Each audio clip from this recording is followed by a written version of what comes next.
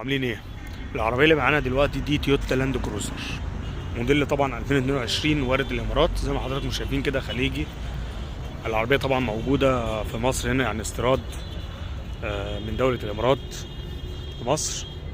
طبعا العربيه دي جي اكس ار 6 سلندر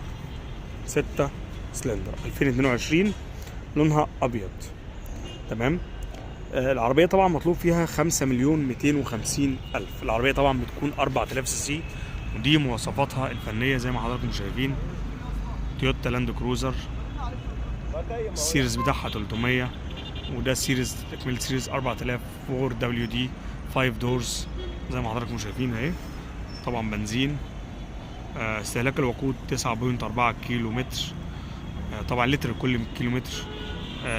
نوعها طبعا لايت تراك لان هي من مركبات الدفع الرباعي و4 سلندر.